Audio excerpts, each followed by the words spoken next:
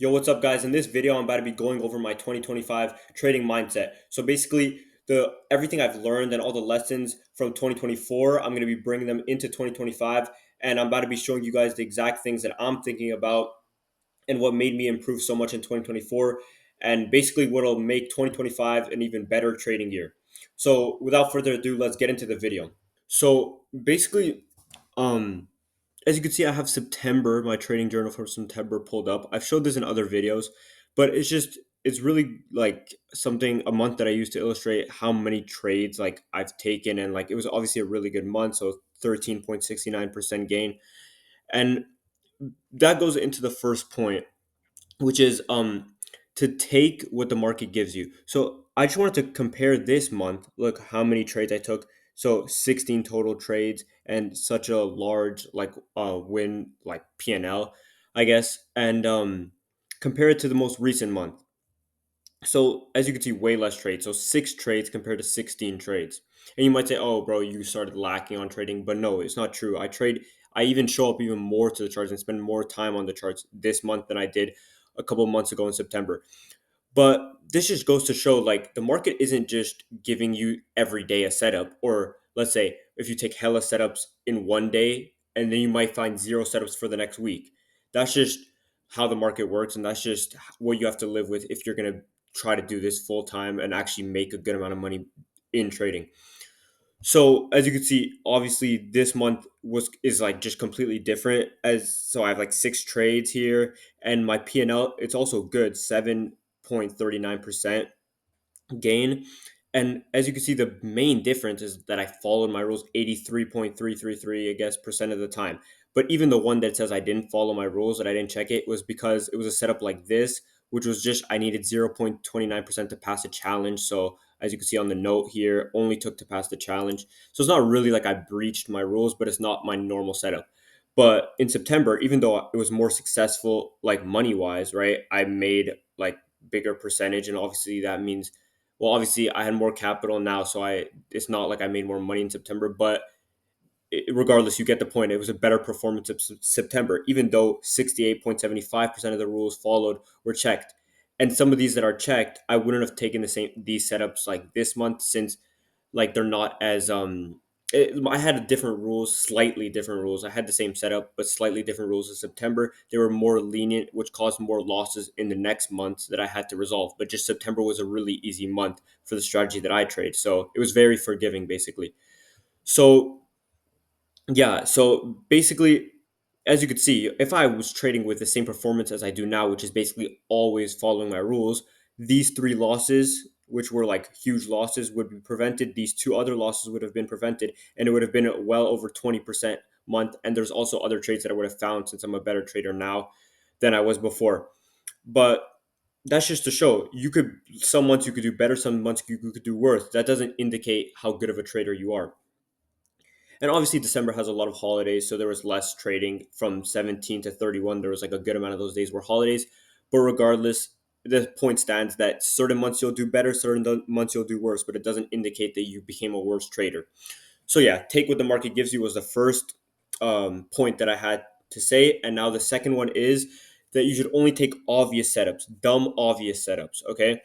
So, I'm going to show you an example. So, even this loss here, right, was super obvious for me to take the setup. It wasn't like an iffy loss, right? Look, liquidity sweep right here, clearly, right? Everyone knows it broke through this level. A baby could see that. Break of structure here, clearly we could see the market was going up and now it broke to the downside, breaking the structure. It's obvious. Retrace into the fair value gap, another super obvious. It wasn't like, oh, it barely touched the fair value gap. No, this one, obviously, how I trade it is either the consequent encroachment of the fair value gap, or like if it meets the fair value gap meets the breaker. So in this case, like both happened, but I still took a loss. So that's I followed. It's such a dumb, obvious way to take trades. The next one, it was super obvious as well. Boom, liquidity sweep, super obvious. It's not like, oh, it barely touched it, or it didn't really touch it, but it's like kind of a sweep. We'll just consider it like it went high enough. No, it's obviously swept liquidity. Break of structure was obvious, but there was no retrace into the fair value gap, so I didn't take it. Right? I'm not saying, oh, maybe there's a little bit of a gap, or on a smaller time frame there might be a gap. No, I don't take this setup because that's not my rules. So Again, we get a market structure shift here. So structure already broke, and we get a market structure shift, and then a fair value gap appears. Price trades into the fair value gap, clearly trades into the fair value gap, and then I take my trade, and it resulted in a big win, 3%. So the next one was a loss. Again, obvious. Liquidity sweep was obvious. Break of structure was obvious. Entrance in the fair value gap was obvious. You get the point, but it's still lost. Whatever. Next trade, it was a win. The last trade of December. Boom, same thing. Liquidity sweep obviously swept these relatively equal lows. It was clear, right? Break of structure here, no, right? It's like not obvious, right? Some people would take this trade, oh, but sometimes it'll lose because it didn't really break structure, right? It just this order block kind of held. Sometimes it'll be even closer or it'll just pass it a little bit. I don't take those trades. Take dumb, obvious trades. Like you're never gonna regret taking a trade that it was 100% your plan, right? So this one wasn't, okay. Weighted market structure shift again, like the other example that I showed.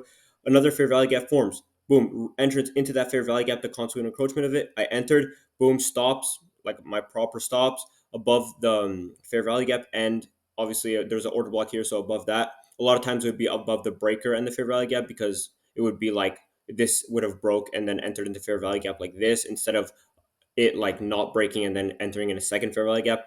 But yeah, basically the point is basically just take obvious setups, right? Don't take like maybe this works, maybe this doesn't, just to overtrade. You just want to take what the market gives you, take the obvious setups that it gives you, and then if you miss a setup, okay, and then you go back and you realize it was kind of obvious, then the next time that same setup appears, you'll say, okay, this is obvious to me now, right? So if it's obvious to you, take it, but if it's not, just like stay away, and you could evaluate it later. You could maybe paper trade it to see what would have happened or how you would the emotions you would have felt during the trade, but don't put money on the line if it's not obviously your setup and like a good high percentage that you've tested, back tested, and all that.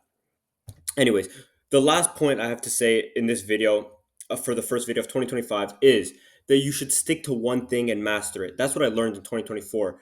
At the start of 2024, I was doing some bullshit, honestly. I was trading hella pairs, hella shit like that, and I was a good trader, but there's just too much on my plate. There's no way you're going to master everything. I'm a profitable trader, right? And that's not to flex or whatever, but look, symbol, NAS, all NASDAQ, or NQ because I trade futures. So the symbol is the same. I only trade one symbol. What do you think you're going to be a master and know every single pair and learn every market perfectly in the first month? No, it takes time. Maybe if you become super good, then you could try, okay, doing two and then maybe like three. But at that point, you don't even need to. If you're super profitable in one, you could just improve your skills on that one. And if you, especially if you're unprofitable, please just stick to one pair or one symbol, or like something like I'm doing Nasdaq. I would say ES maybe if that's what you want to do, and max two if you're already a pretty experienced trader and you've been doing it for a while. Maybe Nasdaq and ES because they go hand in hand. ES, by the way, is S&P 500 for people that trade forex and not futures. But yeah, so as you can see, session here, all AM session, so New York AM. Even though I do trade Asia as well, but I don't trade it as much because that's just I like trading New York better because there's more setups and obviously more volatility and in the market. So I'm gonna show you though, but I trade Asia session. But look, so if you remember the setups that I just showed you, so liquidity sweep, break of structure, enter into fair value gap, you'll see the same thing in Asia, right? It's not like I'm trading two different types of setups, right? It's the same thing. Liquidity sweep from this time to this time, we see liquidity clearly swept. Break of structure, did it happen here? No, it entered the fair value. Oh, damn, bro. I was stuttering like I don't know what I'm saying, bro, because I'm trying to talk hella fast. But as you can see, it entered this fair value gap, but there was no break of structure, so I didn't enter.